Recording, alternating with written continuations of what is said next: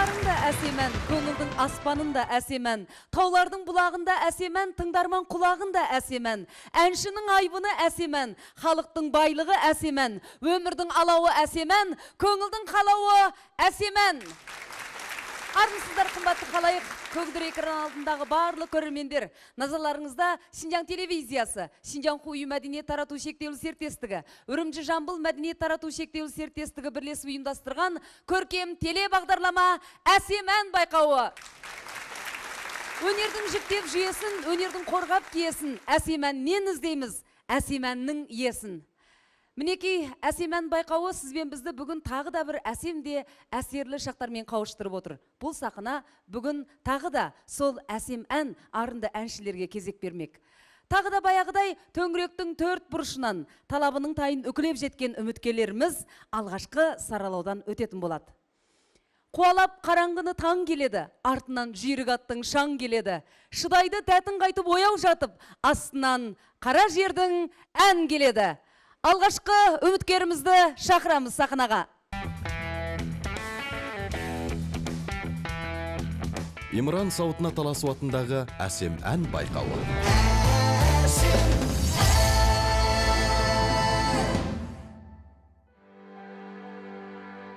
Мен Жазира Сарқытбек қызы, масатыдай жайнаған, бұлбұл құсы сайраған, сан құбылтып сарнаған, еңселі ері болған, еріне елі қорған, мәрмәрі мәртебелі, жақұттың кені болған, ақыттың сөзі қалған, көрікті мекен Көктоғай ауданының Қаратүңке ауылдығында 91 жылы Маңғаз көңіл малшы семьясында дүниеге келдім. Қоңыр домбыраны серік қып, жастайымнан күйге құмар, әнге құштар есейдім. Қазналы қалық әндерімен өнер сүйер қауымның ақ батасын алдым. Бұлақтың сыңғыры, құрақтың сыбдыры, табиғаттың тәтті сыйы шығар, ақырындап ән де шығара бастадым. Сонымен талантымызды таразылайтын шақ туып, асқақ арман, ақ ниетпен әсемен жобасына жол алдым.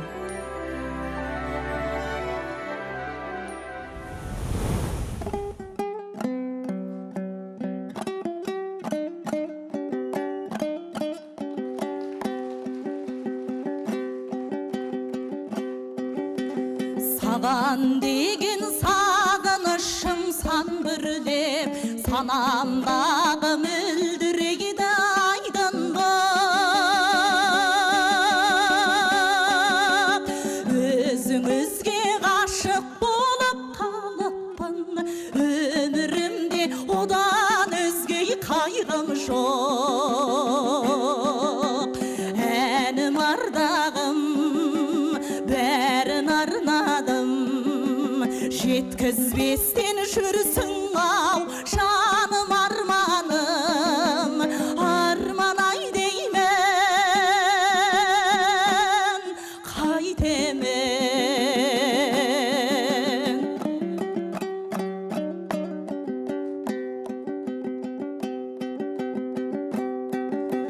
Қинадың ау өзіңді де, мені де, қия алмаймын өзге түгіл өзіме. Бөгде жанды аңсап өту екен ғой, өмір сүру дегеніңнің өзі де. Бөгде жанды аңсап өту екен ғой, өмір сүру дегеніңнің өзі де. Әнім ардағым, бәрін арнадым, жеткізбестен жүрсің ау, жаным арманым, арман-ай деймін, қайтемін.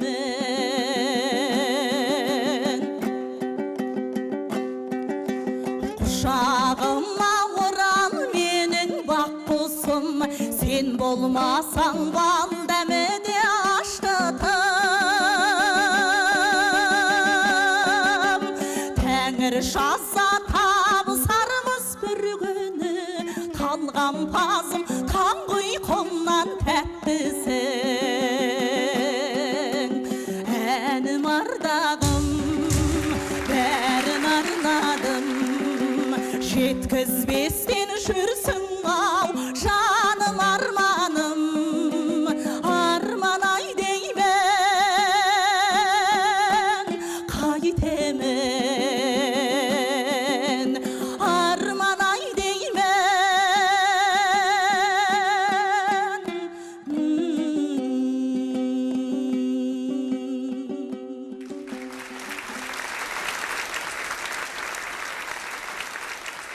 Қош келдіңіз. сәлеметсіздер. Алдымен өзіңді бір таныстырып өтсең, қысқаша. Мен Жазира Сарқытбекқызы, Алтай аймағы Көктоғай ауданы Қаратүңк ауылынан. Маған ұнады. Дәстүрлі стилде, терменің стилінде жазылған өте жақсы сәтті шыққан шығарма деп ойлаймын. Рахмет. Осы шығарма туралы бір қысқаша түсіндіріп кетсеңіз. Бұл ақын ұлдарыңыз Ерболат Серғажұлының тапсыруымен жазылған ән болатын, соның көңіл күйімен. Енді әзірге қарасақ, осы әнді өзің қолыңа домбыраңды алып отырып шығарған болуың керек. Егер де сен осыны, әннің мағынасына қарасақ, лирикалық ән ғой, өзің осының сөзін жазған болсаң қалай жазар едің? Мүмкін заказ берді ма, қандай екен? Бұйыртып орындадың ба дегенім ғой. Әннің орындалу бәрі жақсы. Осындай сенде бір үкілі қызымыз сахнаға шығып ән айтып жүр деген біз үшін, жалпы халық үшін де үлкен жақсы жұмыс. Соған енді жауап берсең. Енді бұл Ерболат дейтін ақын досымның бір қыз баланы жақсы көріп қалғаннан кейінгі маған тапсырысымен өзінің өлеңін жазып, маған мелодиясын тапсырған, сол бойынша соның көңіл күйімен жазылған. Ал енді мен өзім жазатын болсам, қазақтың қыздарының мінезімен солай жазар едім деп ойлаймын. Өйткені жігіттерге қыз бала өзім ғашықпын деп ашық айтпас едім. Астарлы мағынасымен қазақтың қыздарының мінезімен жазушы едім. Ай, жарайсың. Ал Жазира, бағдарламаға қош келдің. Осы бағдарламада қазір енді бар болдың. Құттықтаймын алдымен. Рахмет. Өзің мықты термешісің. Мына терме жақтан да үлкен қабілетің бар. Қазақтың мықты өнерпазының біреусің. Енді жаңа айтып отырсың, егер де мен жазған болсам, ғашықпын деп жігіттерге айтпас едім деп. Өте дұрыс. Бұл қазақтың әлгі не дейміз, ерсі келетін сөздерді әсілі қыздар айтпау керек қой. Қазіргі заман талабында осының бәрі айтылып ашылып кетті енді. Бұл жағындағы ұстанған жолыңа ризамын. Рахмет. Енді өзіңнің жаңағы осы әніңе қарап отырсақ, енді өзі лирикалы, өзіңнің табиғатыңа да келіп тұр. Сен жалпы ана ән орындаушы ретінде сенің ана табиғатың сондай бір керемет сыңғырлаған. Сенің ана мүмкіндігің бұдан да көлемдірек шығарма орындауыңа мүмкіндігің бар. Сондықтан да жаңа осы шырақты өзіңе басып үлгірдік. Енді алдағы өнер сапарыңа сәттілік тілейміз. Осы стилдегі жазған әндеріңіз көп па? Бар. Басқа стилде де ән жазып көрдіңіз ба? Басқа толғау термелерге жазған. Жақсы. Осындай стилдердің шығармаларын мен көптен бері ойлап жүргем. Басқалай сүйемелдеу музыкамен басқалай ғып сынап көрсе қандай болады деп. Егер менің тобыма келетін болсаң, мүмкін жаңағы термені эстрада бандымен орындап көрерміз. Рахмет барлықтарыңызға. Арай ағамыз болса, миллиардқа қазақтың атын танытып жүрген мықты ағамыз, әндеріңізді көп естиміз. Ал Берік ағамыз болса, әйгілі күйші, композитор, Бағдат ағамыз болса, сонау бастауыш мектепте музыка оқулығынан әндерін жаттап өскенбіз. Барлықтарыңызды таңдағым келеді. Енді Аман мұғалым Бұрында сырттай дәстүрлерінен сабақ алғам, бұрынғы ұстазым. Сонда белгілі болды ғой. Біраз ойланып көріңіз. өзімнің кәсібіме қарай және де Аман мұғалім ұстаздыққа қабылдадым.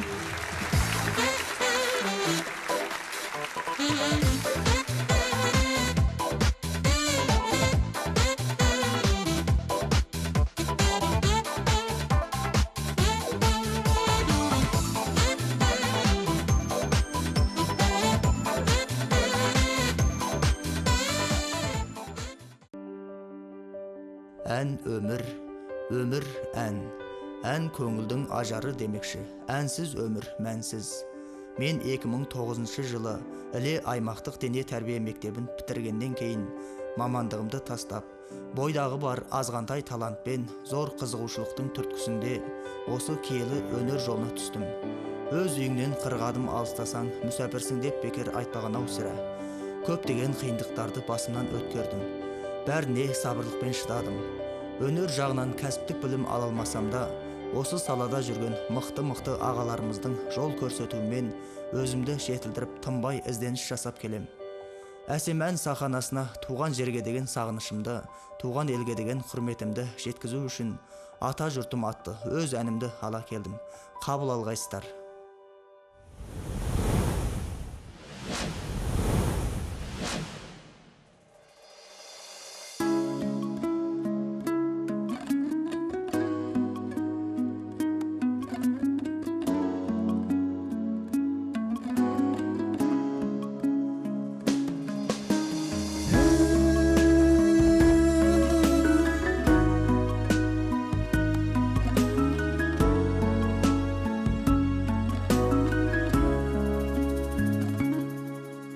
Батыр баба Қабанбай сайыс салған мекені, көкті тіреп шоқысы рухы қалай өшеді.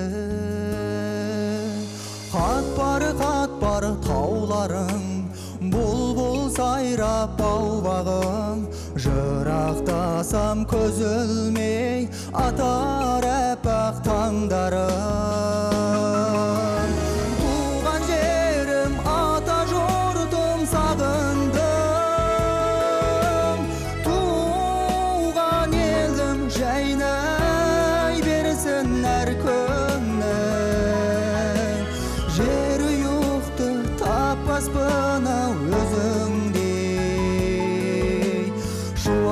Шашқан күн секілді мамырды.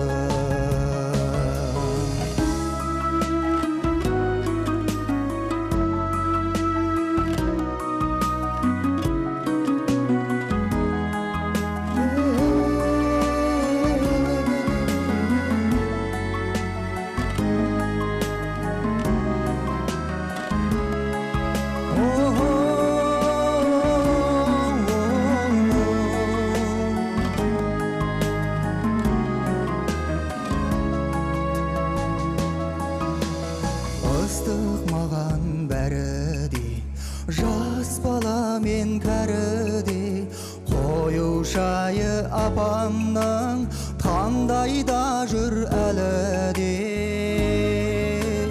Атам ертек айтатын төбелері есімде, сырласушы құрбыммен қоңыр самал кешінде. Туған жерім ата жұртым сағындым, туған елім жайнай берсін әр күнің. Жер юқты таппаспын ау өзіңдей,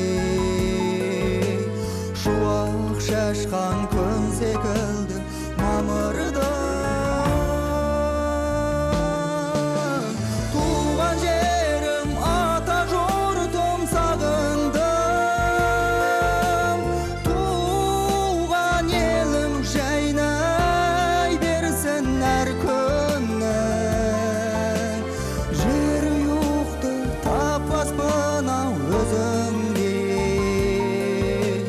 Шуақ шашқан күн секілді мамырдың.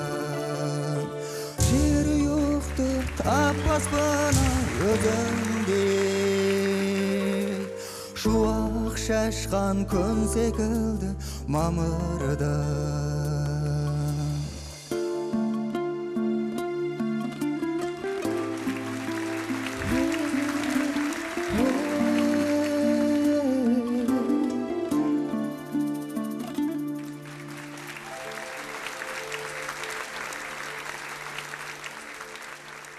Қанеки, өзіңді бір таныстырып жіберші. Мен Қанат Шариғатұлы, сонау жылдары Іле Тоғыстыра ауданы Мұхыр ауылы Қабанбай шоқысының баурайында өмірге келдім. Содан ар өсіп, бер өсіп, өсіп, бұл күндері 26-ға кейін жасым бар, тікіреген шашым бар. Мұнда мықты ағаларымыз ұйымдастырған әсем ән жобасына қатынасып бағымды сынап көрейін деп, осымен жазып жүрген әнім ән ба деген оймен сіздерден бір тәлім алайын деп, пікір алайын деп, сіздердің алдыларыңыздан бірақ шыққан жайым бар. Ең әуел осы киелі сахана кереметтей жобаға рахмет. Әдетте той жүргізесіз ғой деймін.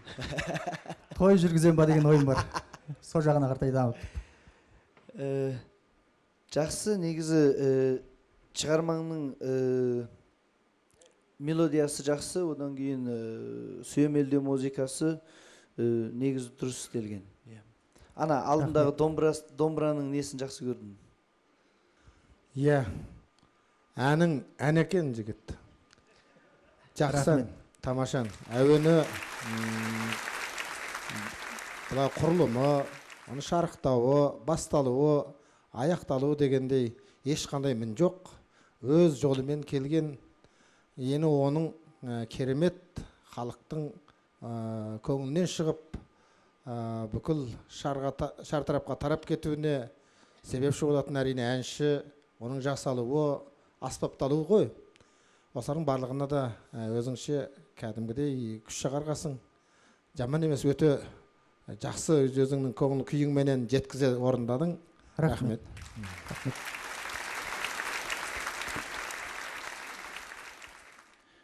Енді мынау өзіңнің ең алдымен осы бағдарламаға келгеніңе құрмет білдіреміз. Өз бағыңды сынағалы келіп отырсың. Енді жаңа менің мына сұрақ жақпай қалудағы бір себебім болды. Енді бұл ән болады екен, мысалы мынау үлкен бір тұлға, Қабанбай атаны айтып жатырсың, жырлап жатырсың. Қабанбай атамыз енді біздің күллі қазақ халқына еңбегі сіңген, ұлан ғайыр жер үшін, ел үшін маңдай алды нөмірі бірінші батыр. Батыр тұлға болғаннан кейін бір батырлық бір мінез келу керек еді, мынау лирикалы болып қалды. Ол кісінің енді басқа жағындағы бір қырын көрсеттің ба деп ойладым. Сол себепті осылай шешімге келдім. Алдағы өнер жолың даңғыл болсын, биіктерден көрін. Қанат, менің де айтарым ең бірінші осы әсем әнге, ең бірінші осы жобаға қатынасатын болдың. Әннің енді, бұның енді басы жаңағы 8 тармақ дейміз ба, 8 жолдан тұратын. Одан кейін енді лирикалық бағытта десек, егер жаңа берге айтып отыр, егер батыр бабамыз деген болса, кішкене рухты, сондай бір нәрселер болу керек деген сөз, оның бәріне қосыламын. Одан кейін енді қараған кезде жаңағы шумақта, одан кейін шарықтау шегі бар қайырмада. Қайырма төрт жолдан тұратын деген сияқты. Мен де шырақты басар едім, бірақ жаңа ағалар басты, одан арай басты, кешке дейін енді арайда осы сияқты лирикалы, жаңағы халықтық әуенге жақын әндерге жұмыс істеу керек. Әлі де осы немен жүре тұра бермеу керек қой. Саған жақсы жұмыс істейді деп ойлаймын. Енді саған тілейтін осы жобада барсың, осы неде бағдарламада ары қарай жақсы жолың болады. Бұдан да жақсы көптеген жақсы әндермен алдыда халыққа жақсы нәтижесін көрсетіп, жақсы әндер сыйлайды ғой деп ойлаймын. Жолың болсын. Ән орындау жағынан басқалай орындағың келе ма? Басқа стильде орындау жағынан. Енді жігіттің арманы 8 қырлы бір сырлы болу ғой. Жан-жақтылы болғымыз келеді. Егерде басқа стильде орындағың келіп, басқа стильде де ән жазып сынақ көргің келетін болса, эстрада стилінде. Онда мен тобыма келсең, бірге сондай бір шығармалар, туындылар шығарып, халыққа паш етеміз деп ойлаймыз. Рахмет. Ал жігітім енді таңдау өзіңде. Талдамай тұрып осы орайда тұтас 9 тарау халқына, ағайын туыс бауырға, дос-жарандарға ыстық ақ сәлем жолдаймын.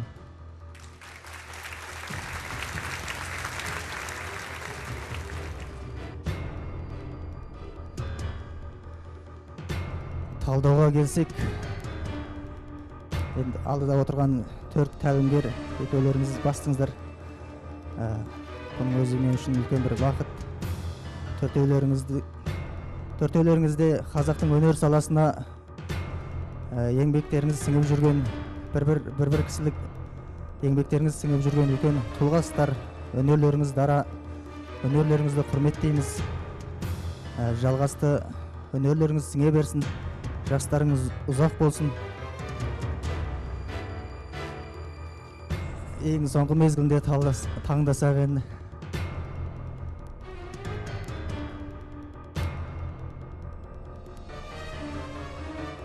Мен Бағдат мұғамды қалаймын.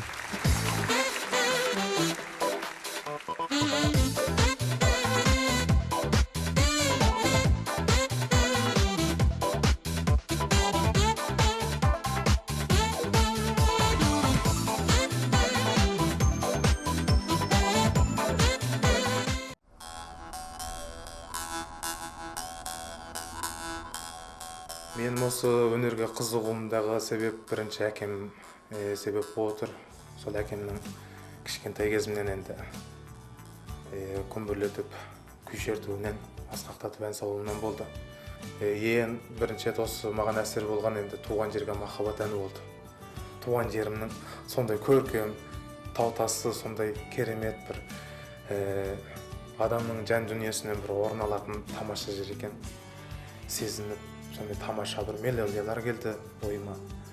Сол тамаша табиғат арқылы өзім осы бірінші туындым туған жерге махаббат әні дүниеге келді ме деп ойлаймын.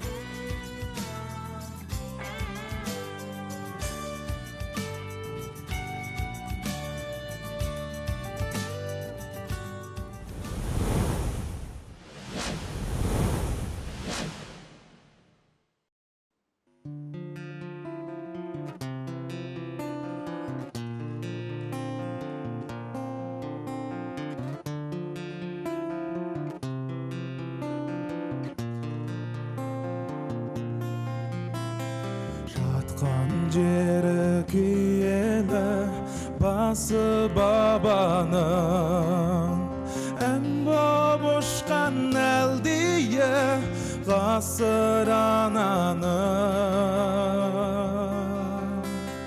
Құшағына құт мекен тербеп жататын, сағындырды орман тау тасы даланың.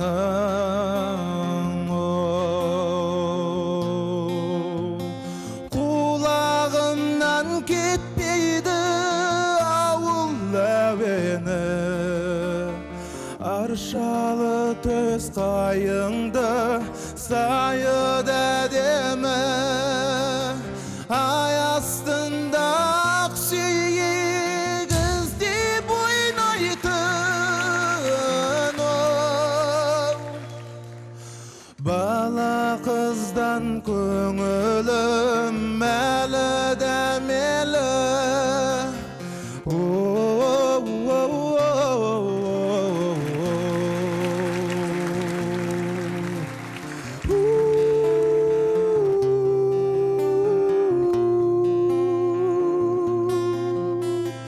көктеміде көңілдің жұмағы еді, сырласындай көрушет бұлағы мені.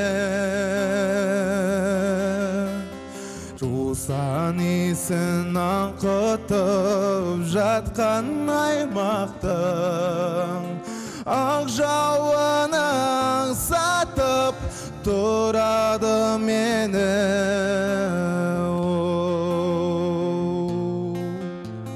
Ешбір күдік түспейтін көңілге алаң, жері жоқ өзіңдей өмірде маған. Әз әжемнің жиылмай ақ тастар қаны,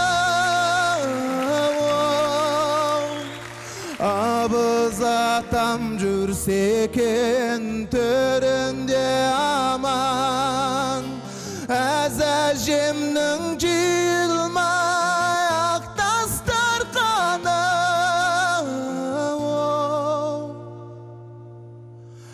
абыз атам жүрсе екен төрінде аман.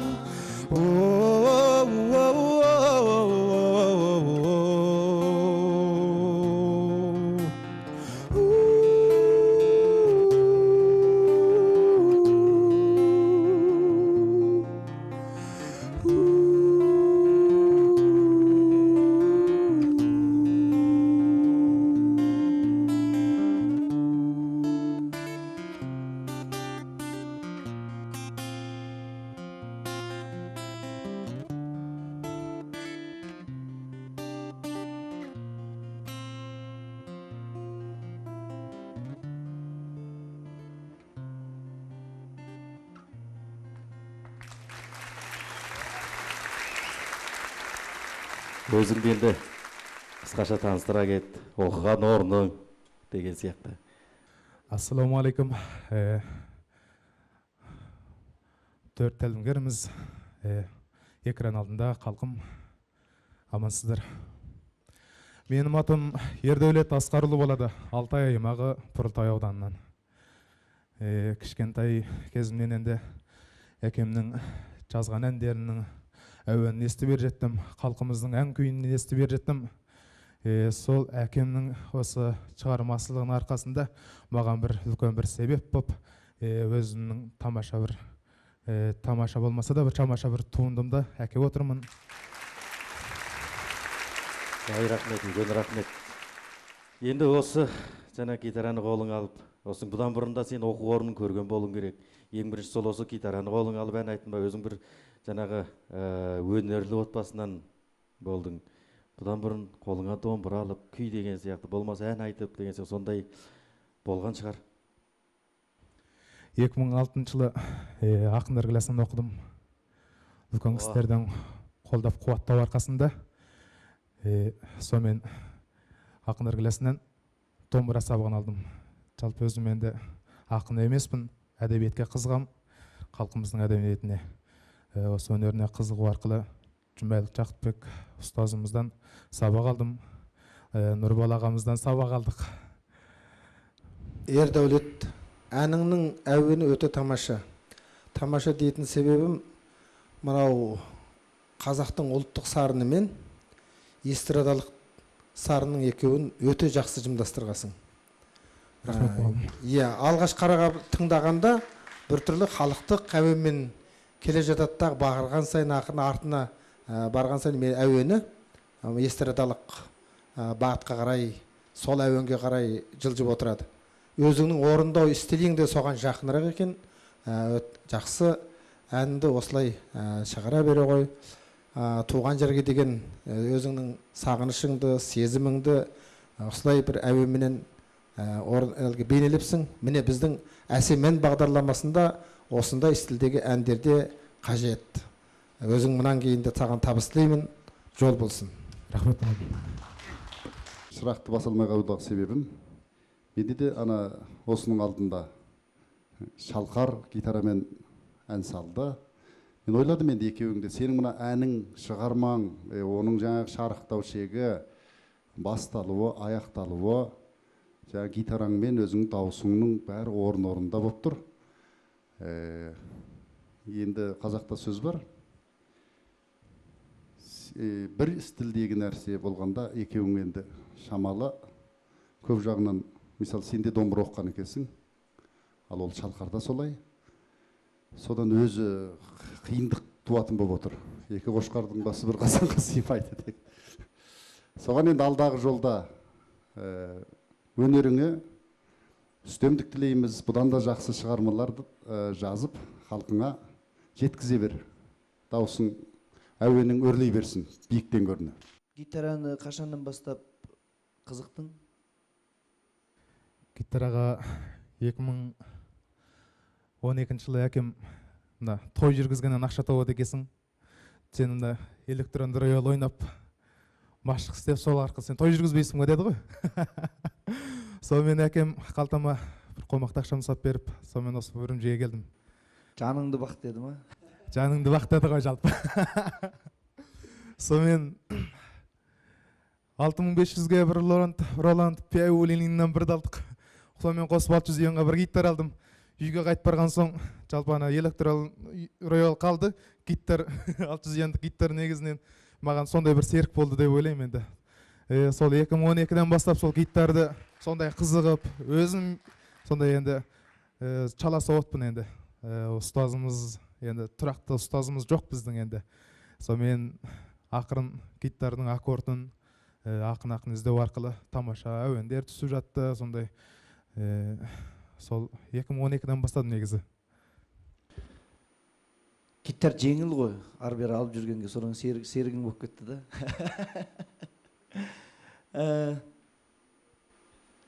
Шығарма маған өте ұнады.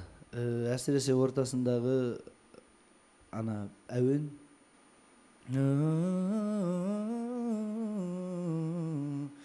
Осы жері, одан кейін жалпы әнің халық әуенмен эстрада стилінде жазылған. Ойың өте жақсы, идеяң өте жақсы музыкаға деген. Біздің жастарымыздың бәрі осындай жауапкершілікпен шығармашылық шығарса екен деп ойлаймын. Өте жауапкершілігі бар, халықтық бояуы да бар, қазіргі жастарға керек стилде бар. Менше осылай эстрадалық шығарма көбейе берсе, біздің жастарымыз, біздің бауырларымыз, қарындастарымыз жақсы музыкалар тыңдап өседі екен. Енді айғайлағандың бәрі әнші емес дейді ғой. Гитараны қолыңа алып, жаңағы аккордтарын ұстап жатсың. Енді барлық өнерді айтып отырмыз ғой. Ары қарай мүмкін мен жұмыс жасай алмаймын деп айтамаймын. Жаңағы өзің ақындар классынан домбыра сабағын алған болсаң, енді жаңағы мынаның арасында халықтық бояулар да бар жағы енді бар екен. Енді ары қарайғы таңдау өзіңнен. Енді таңдау өзіңде дұрыстап ойланып ал.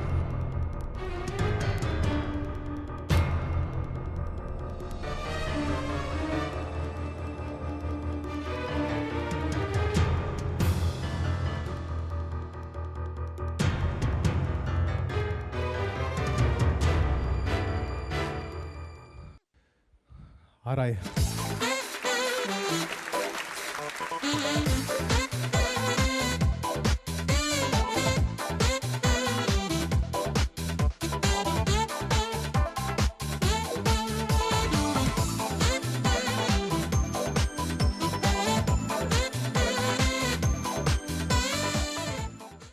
Шинжаң сәбилер кәсіби дамыту шектеулі серіктестігі ерекше демеген әсем ән байқауы.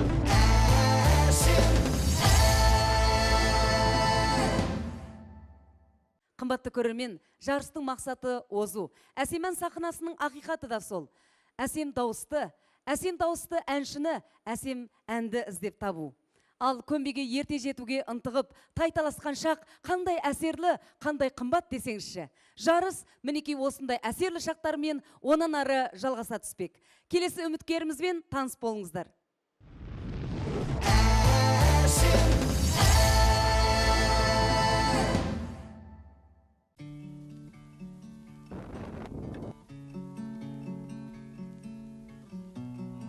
Менің атым Имамәден Тілеубекұлы, мен Алтай Шеңгел ауданынан келдім.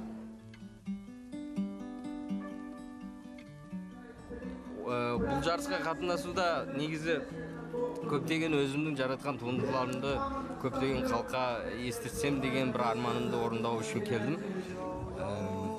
Шамамның келісінше құлшынып, бір жақсы нәтиже алуды үміт етемін.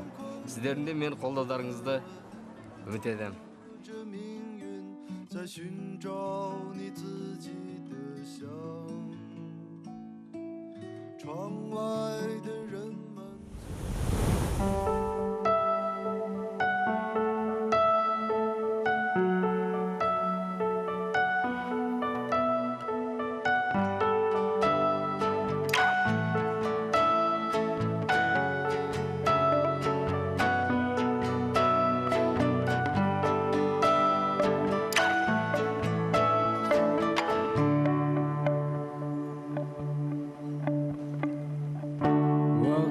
Ötüp kayrılmay Arası koyuz tağlar Kılnegin yüzünde Jürme umut almay Kildi kökten tağı bir Senin kabar alamay Basamlarım sağınışımda sen turalım Arayla batkan tan nurunda kelebek erken Cevabını vermedin kalay Bulustay kolga konbay Ketibin erken Kütüberin yoluna karay Arayla batkan tan nurunda kelibin erken Cevabını vermedin kalay Bulustay kolga konbay Ketibin erken Kütüberin yoluna karay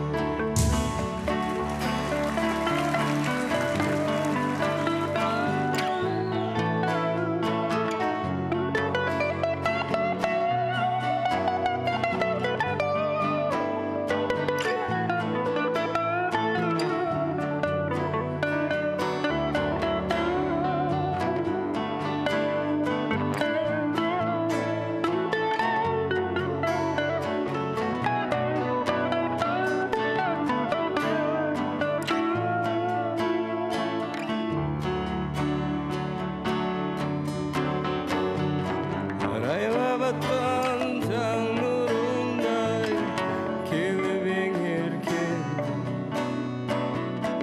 Cevabını vermedin kalay Bulustay kolga konbay ketibin erken Kütüberin yoluna karay Arayla batkan tan nurunday kelibin erken Cevabını vermedin kalay Bulustay kolga konbay ketibin erken Kütüberin yoluna karay Kütüberin yoluna karay Kütüberin yoluna Vakit ötüp kayrılmay Arasты koy biz tavay Kılındegin yüzünde jürme umut almay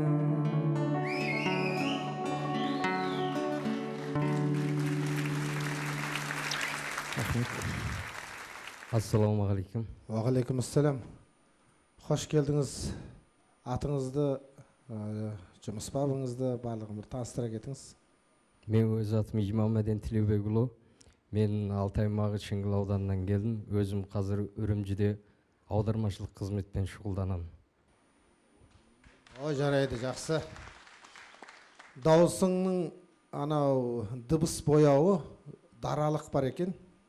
Бір түрлі қоңыр, мынау эстрадалық әндердің ішіндегі бір түрлі бір жағымды.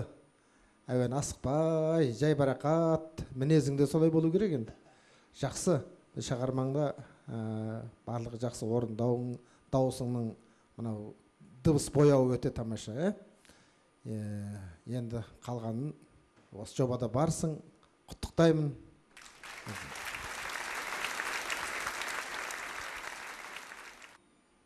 Иман,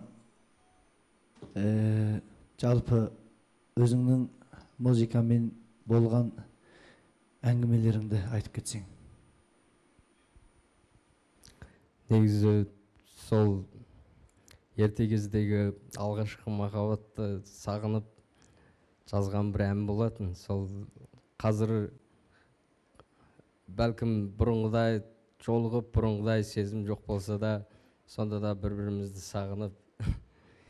Не болды сонда? Бұрын арманыңа жете алмай, қазіргі келін балалар ренжімей ме? Айтып қойдың ғой, бұрынғы біреуді.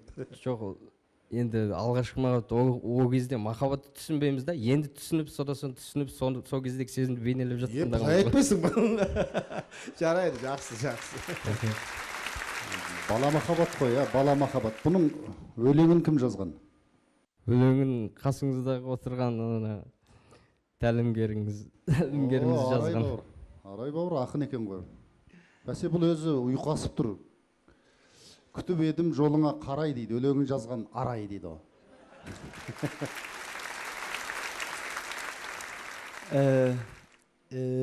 Имамаден екеуміз негізі осымен танысқанымызға 10 жыл болған. 10 жылдың алдында Үрімжі қаласы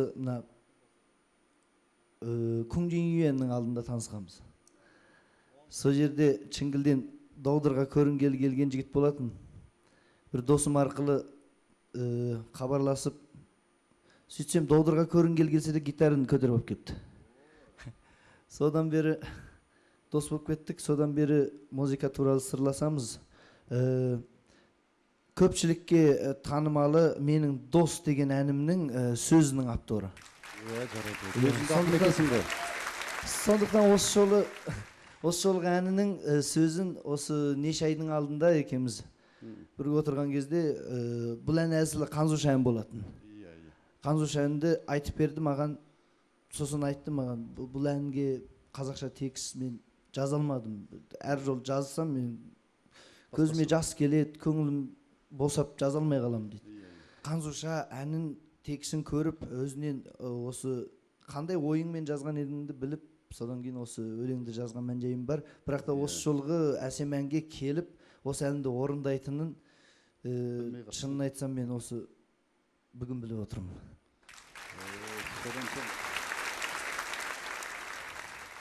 Сонда музыкамен осымен дауаланған болды сонда бұл. Сонда бұл бала махаббатындағы ғашықтық дертпен ауырған бала ұқсайды ғой сонда. Оған қалай жауап бересің? Солай ғой.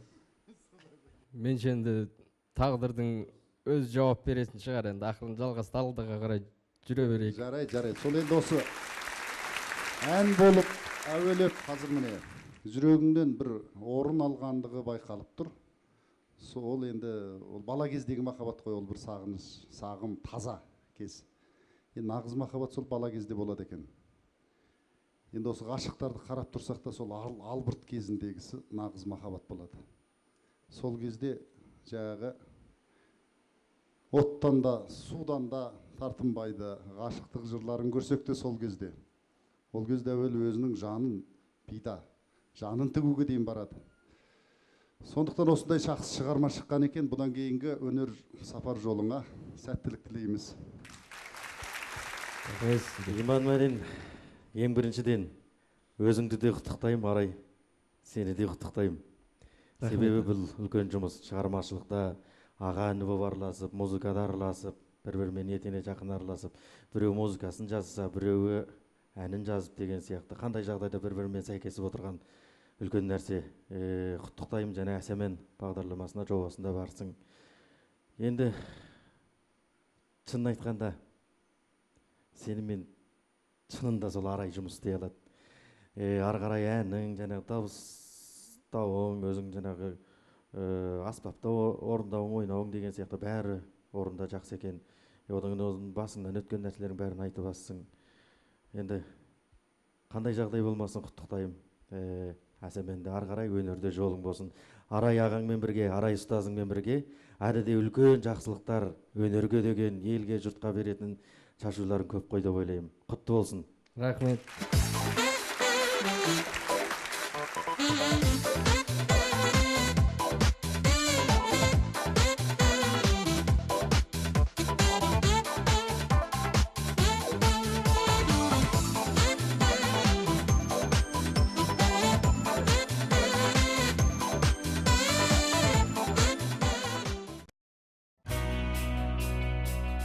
Әдетте басқалар ұлтымыздың өзін ұлы дала ел деп жатады.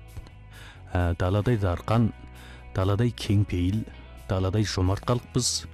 Даланың қасиеті, даланың иісі қанымызға сіңген. Даланың күні, даланың түні, даланың үнінің өзі қандай ғанибет. Міне осындай керемет дүние жаныңа әсер етпеуі мүлде мүмкін емес қой. Бұл әннің өлеңін ауылдас ақын ағамыз Дауылбек Мәдіұлы жазды. Сол кезде арнайы осы тақырыпта өлең жазуға тапсырыс бергенмін. Бас аяғы толық жұмырғанды текстті бірінші рет көргенде маған бірден ұнады. Сосын тұнық лирикаға тұнып тұрған осы өлең жолдары санамда өтті. Даладай кең етіп жазуға талпынып көрдім. Сонымен ары қарай осы әнім дүниеге келді. Мінекей алдарыңызда осы әнді орындаған тұрмыз.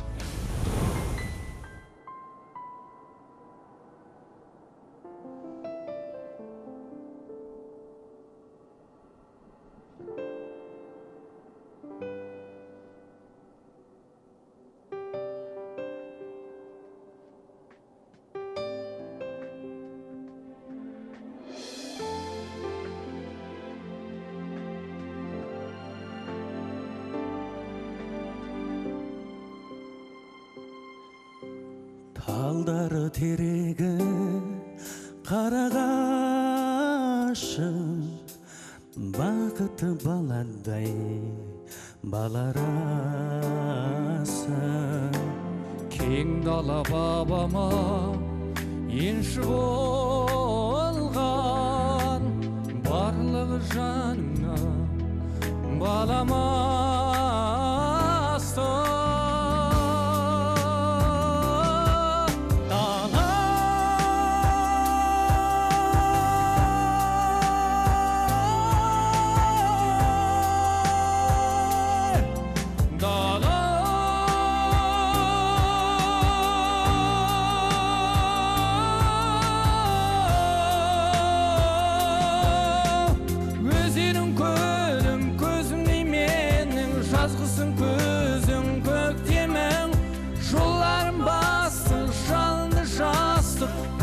Сенде өткердім шалқиды көңіл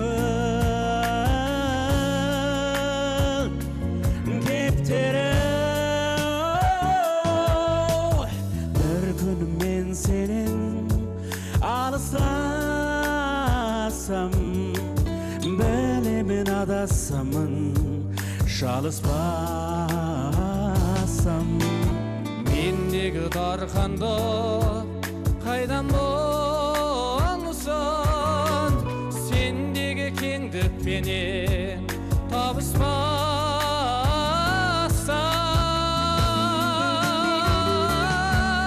Дала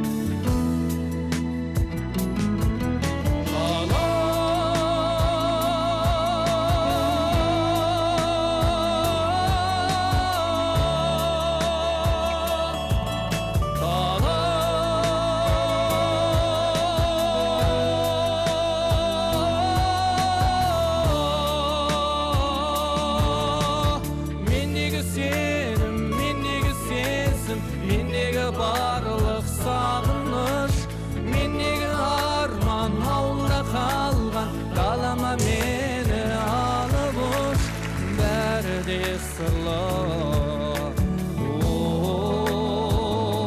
сағыныш.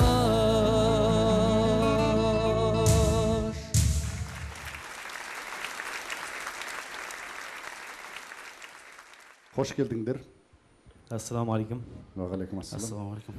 Алдымен өздеріңді бір қысқаша таныстырып жіберсеңдер. Менің атым Таңжарық Тастанұлы, Санжа облысы, Жемсар ауданы. Ассалаумағалейкум. Менің атым Боғдабай Мұратұлы, Санжа облысы, Жемсар ауданынан. Ассалаумағалейкум. Менің атым Құрмет Мұқашұлы, Жерлес, Жемсар ауданынан. Жерлес. Өздеріңнің осы топ туралы бір таныстыра кетсеңіздер. Бұл негізі топ болып енді құрылып жатырмыз. Бастап дала деген шығармамен сіздердің алдарыңызға тұңғыш рет келіп тұрмыз. Үшеуіңнің дауыстарың үш түрлі стильменен, мысалы эстрадалық, халықтық бояу және мынау классикалық мына бояу бойынша келіпсіңдер. Құтты болсын, өте тамаша, жақсы орындадыңдар.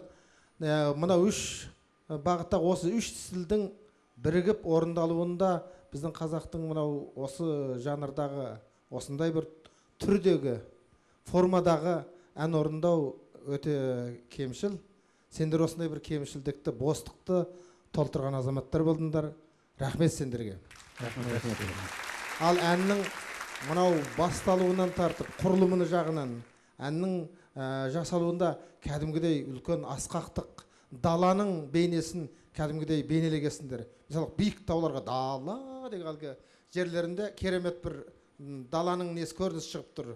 Өнеген асқақ, өздеріңде сол даланың ұланы екендіктеріңді білдіріп жасындар. Ана оған сендердің мынау ерлердің дауысы дейміз ғой енді. Осындай дауыстың сәйкестіріп орындауларың, жалпы шығармашылық жағдайдағы мынау орындалу болсын, өздерің бірігулерің болсын, осы топтағы мына дыбыстарды бөліп орындаулардың жағында біршама сәтті шыққан шығарым екен.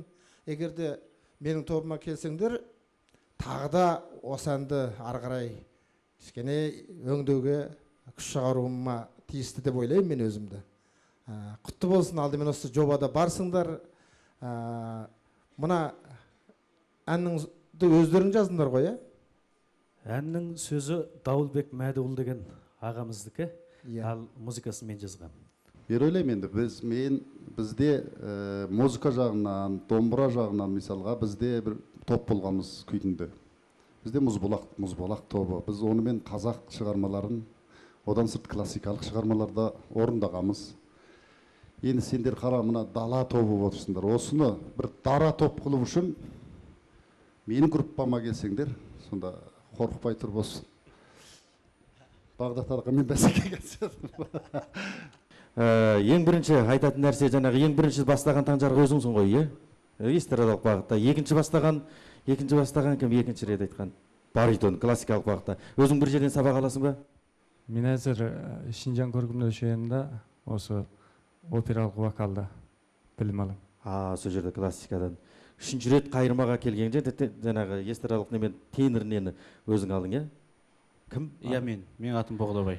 Енді бірінші айтатын нәрсе шынымен де керемет.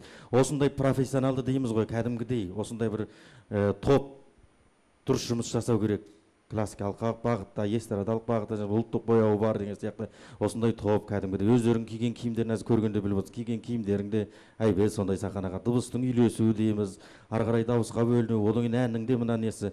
Енді осы бағанадан көптеген дала өзі, дала деген әннен дала тобынан басқа не керек енді сендерге? Осы дала тобы, одан қалса дара тобы болады.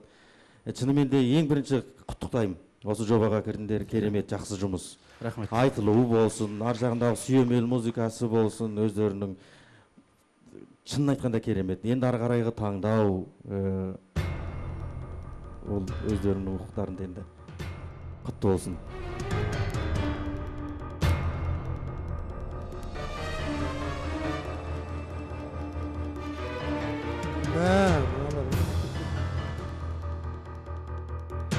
Рахмет сіздерге.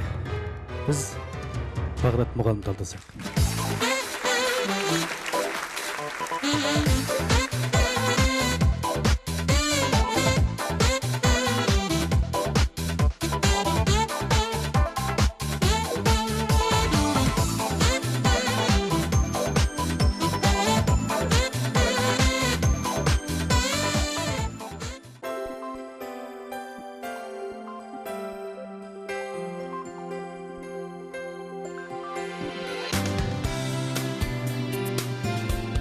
Менің ең үлкен арманым ұлтымыздың картон фильм саласына бір кісілік үлесімді қосу.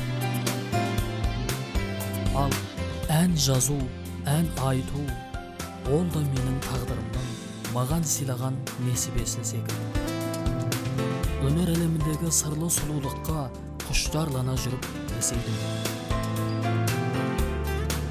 Қазіргі кәсібім музыка саласы болмағанымен түп тамыры көркемөнерде жатыр. Өнердің қай жолында жүрсем де, ән әлемінде өзіме тән ризығым бар екеніне шүбәсіз бар.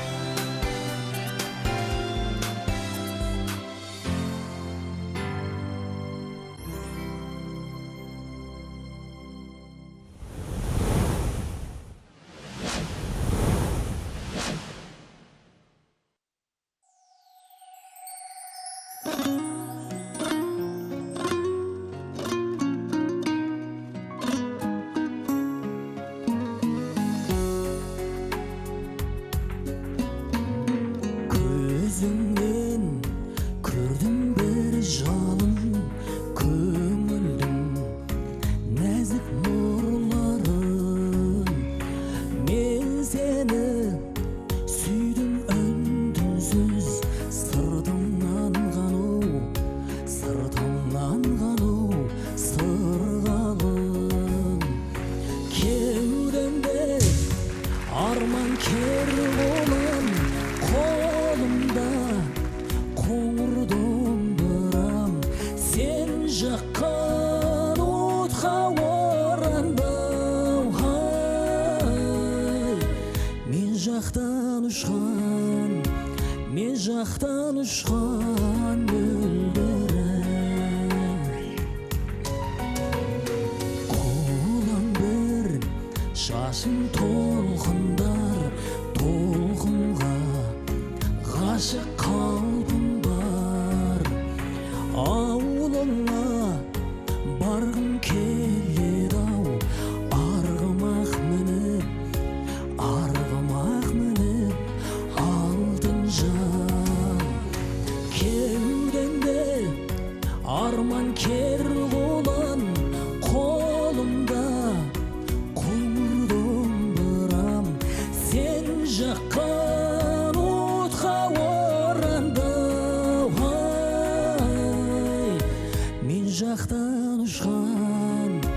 Мен жақтан ұшқан мөлдірім.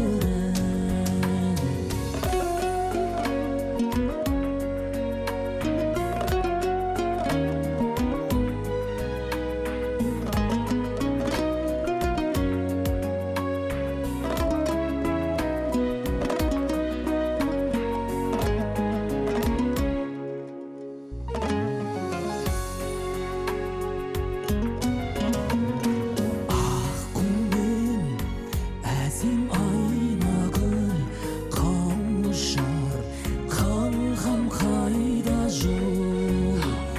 Сезімді серткен байғадау, сен жақтан ескен майда жел. Кеудемде арман кер болан, қолымда қоңыр домбырам. Сен жаққан отқа орандым. Мен жақтан ұшқан мөлдірім. Сен жаққан отқа орандым.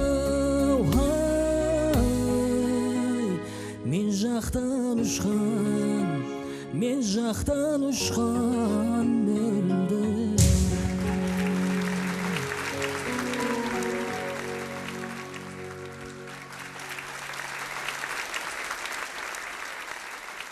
Өзіңді таныстыра кетіп. Ассалаумағалейкум. Барша көрермен, құрметті тәлімгерлер. Менің атым Талас Оразбайұлы. Алтай аймағы Көктоғай ауданы Дүре ауылының тумасымын. Жарайсың, ең бірінші өзің осы әсем ән жобасында барсың. Кері жаңағы әннің шығу тарихы, әні сөзін жазылған осы шығармаң туралы кішкене түсінік бере кетсең. Бұл шығарманың жазылуына себеп болған негізі осы шығарманың тексті. Көктоғайда Ақылбек Дәлелбек дейтін лирик ақытымыз болған. Сол кісінің өзі бір толқып отырып, шынайы бір терең сезіммен оқып беріп еді. Сөзін оқып болғанда мен де жаттап болып едім. Өзі төрт аяғы тік тұрған аққан судай жағымды тиді тексі. Сосын бірден осыған музыка жазып көрейін деп қалап сұрап алдым. Сонымен бірнеше ай толғанып жүріп осыны жаздым. Керемет, керемет. Мынандай болғанда сен өзің бірден жаттап алғанда ақындық өнерінде бар болды. Одан қалса осы әннің сөзінде жазатын болуң керек. Енді ең бірінші мен осы Шырақтан ешін бастым айта кетейін. Енді бағанада айтып жатырмын ғой, қандай жағдай болмасын, қандай музыкаға, әуенге арқыраған бір керемет айтып ой дейтін емес. Айғайлағанның бәрі әнші емес дейді. Ән дегеннің өзі әсемдік, әуен, жаңағы майдан қылшық суырғандай дейді ғой, сондай жүрекке жақын тиетін болу керек. Әніңнің құрылымы, қайырмасы, шумағы бәрі бар. Одан кейін жаңағы кішкене осы халықтық әуенге жақын келген. Енді өзің осы әннің жаңағы сөз туралы өзің айтып кеттің. Шынында маған ұнады. Ұнағаннан кейін осы шырағымды басып отырмын. Керемет жолың болсын өнерде. Дауысыңда бір түрлі жағымды, өте нәзіктік бар екен. Енді осы дауысыңды тағы да кішкене кеңейту, ана дыбыстың күштілігін жоғары көтеруге кішкене еңбектенсеңдер, мына осы екі тәлімгер шамын басып отыр ғой. Тағы да мұнан кейін ары қарай жалғасты үлкен шығармалар шыға берсін. Шығармаңда, өзіңнің орындауыңда керемет жақсы болды. Рахмет саған. Сөзі өте керемет екен. Мелодиясы да ана мен жақтан ұшқам өлдірән деген өте қазақи бір аяқтау. Менше шығарманың өзінде ешқандай кемшілік жоқ. Бірақ та біріншіде сүйемелдеу музыкасында әлі толықтау керек дүниелер көп екен. Кейбір гармониялары, ана скрипкалары гармониясы қате жазылған. Бірақ та ол шешуге болатын әңгімелер. Негізі тағы бір жағынан ән орындау жағынан әлі де біраз тамағыңмен орындап тұрсың. Егерде кеудеңмен мына тынысыңды төмен түсіріп солай айтқан болсаң тіпті де жақсы болушы еді. Егерде мүмкін бірге келесі бағдарламаның жолында бірге болатын болсақ, ол әңгімелердің бәрін ақырындап шешіп алуымызға болады деп ойлаймын. Қалай жұмыс істелетінін өзің білесің. Ал енді Талас бауырым, ең алдымен өзіңнің осы жобаға қатысқандығыңа, осыдан орын алғандығыңа құттықтаймын. Алдағы өнер жолдарың баянды болсын. Өзіңнің алдағы осы сияқты жақсы, мынау қазақи, лирикалы, ұлттық түс алған эстрадаға әндер екен. Осындай тәтті шығармаларың көбейе берсін. Рахмет. Арай, енді жақсы кіші болса да өнері аса аға тұт дейді ғой. Бірінші алғыс айтам, әрине. Өзің керемет пікір айтып жасың, біз естімеген пікір айтып жасың. Рахмет. Енді мен өз танымымда әннің төресі қазақтың дәстүрлі әндері деп білем. Әрқандайда бір мелодияны іздеп қинала қалған кезде, анау ақан серлердің, бір жансалдың, кенен әсеттердің әні тыңдап отырып, содағы мелодиялардың ғажап құрылымына, одағы қиылыстар мен түйілістерге қарап таң қаламыз. Сөйтіп сол әуендерден қашанда болмасын шабыт алып отырамыз. Сондықтан дәстүрлі әндердің ізімен жүргім келеді. сол жолды ұстанған ұстаздардан жалғасы сабақ алғым келеді. Әрине Арай, мен сіздерден алыстап кетпеймін, әрқайсыңыздан да шәкірт болып үйренемін. Сол ойда менің таңдауым Аман мұғалім.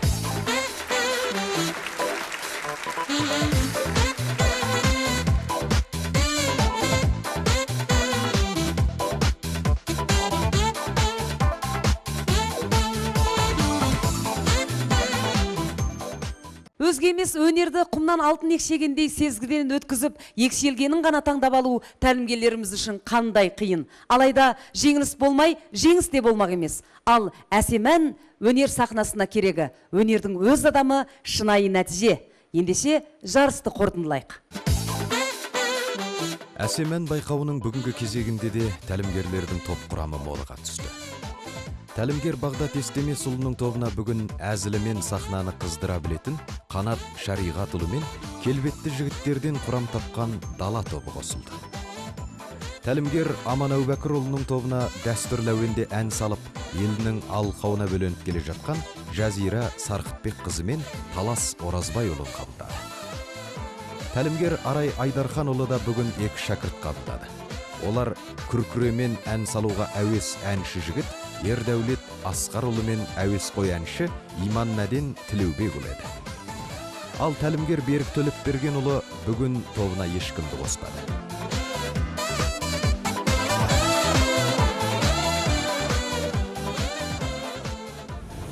Өнерпазға ежелден көшелелсің, әсем ән биіктерге жетелершін. Бүгінгі саз да өнер сан жүрекке, астына 6 қырдың жете берсін. Ендеше әсем ән байқауының бүгінгі берілімі осымен тамам. Келесі жүздескенше сау сәлемет болыңыздар.